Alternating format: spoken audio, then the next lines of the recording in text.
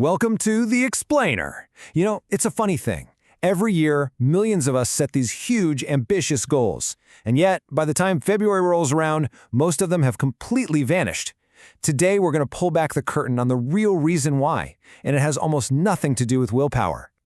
So, what's going on? That incredible burst of energy you feel on January 1st? It's a real thing. Psychologists call it the fresh start effect, but it wears off. And when it does, we're left wondering, why does my determination seem to have a self-destruct button? Now, you've heard the standard advice a million times. It's called the compound effect. You know the deal, right? Just make a tiny 1% improvement every single day, and like magic, over time you get these massive, incredible results. It sounds so simple, so logical. It's basically a math equation for success. But what if I told you that's a massive oversimplification? What if consistency and habits are just the wheels of the car, but we've been completely ignoring the engine that makes them turn? Without that engine, we're just spinning our wheels, going nowhere fast. Okay, so first, let's just quickly touch on why this idea of the compound effect is so powerful. I mean, it's appealing because it feels like a foolproof plan. The whole idea, as author Darren Hardy puts it, is that it all starts with tiny choices. Grabbing a bottle of water instead of a soda, reading for 10 minutes instead of scrolling social media. These little things, when you do them over and over and over again, they stop being choices and they become automatic habits. It really is a beautiful theory on paper. Choices become habits, habits build momentum, and boom, you're accelerating toward your goals. But here's the catch. Life isn't a spreadsheet. It's messy. And that's where this perfect, elegant formula completely breaks down. And this is where we get to that hidden engine. What actually happens when the real world crashes the party?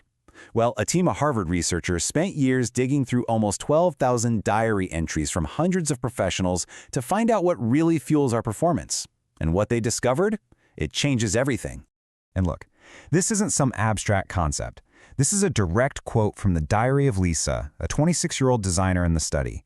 She was putting in the work, making those small, consistent efforts. And then, in a single moment, weeks of her progress were just erased. A setback like that doesn't just stop you in your tracks, it can absolutely shatter your motivation to even try again. The researchers gave a name to this powerful inner force, your inner work life. Think of it as the running commentary inside your head all day long. It's this constant mix of your emotions, your perceptions of your work, your team, and your own motivation. This is the real engine. Your inner work life is basically your internal weather report. On a good day, it's sunny. You feel creative, you're getting things done, you feel committed, you're unstoppable. But on a bad day, it's a storm. You're frustrated, you feel stuck, you're on the edge of burnout. And on those days, making that tiny 1% improvement feels totally impossible. Okay, get ready for this, because this is the wait, what moment of the entire study. They found that the negative emotional hit from a single setback is more than twice as powerful as the positive feeling from making a step forward. Let that sink in. One step back hurts more than 2 steps forward feel good. This is the silent killer of the compound effect. It's the reason we feel like we're working so hard but getting absolutely nowhere. So if setbacks are that devastating, how on earth do we protect ourselves from them? Well, let's look at a tale of 2 real teams from the study. Both had similar goals and talented people, but their results couldn't have been more different. Let's call them the Vision team and the Equip team. Just look at these numbers. The Vision team was cruising, making progress. But the Equip team, they were drowning. Their progress to setback ratio was a shocking 0.47. That means for every 1 step forward, they were taking 2 steps back. Can you even imagine how demoralizing that must be? It's a recipe for total burnout. And this isn't just about data, it's about people. Listen to Sophie, a marketer on that struggling Equip team. You can just feel the frustration. She's trapped in this vicious cycle.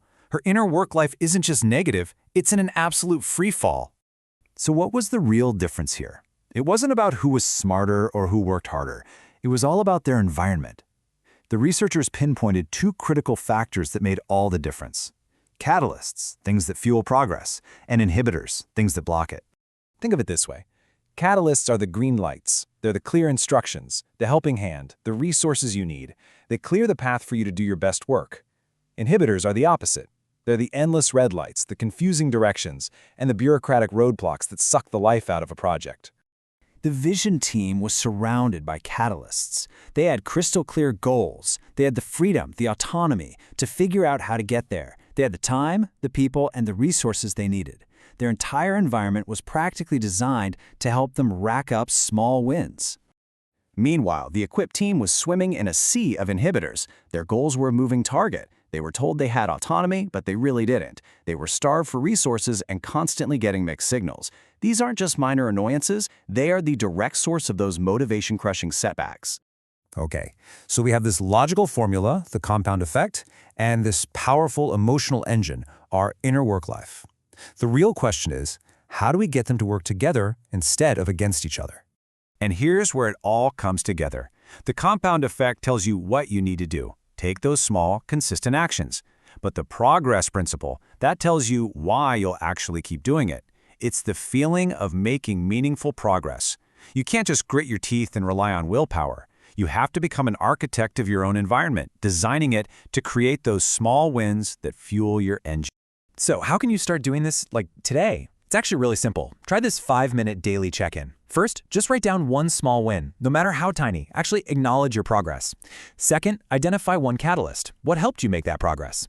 And third, and this is maybe the most crucial step, pinpoint one inhibitor that got in your way. Your goal is to become a detective, systematically finding and removing the things that are holding you back. So here's the big takeaway.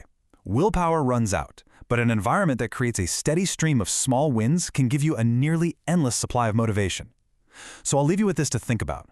What's the biggest inhibitor that's killing your momentum right now? And more importantly, what's one small, meaningful win you could engineer for yourself or your team tomorrow?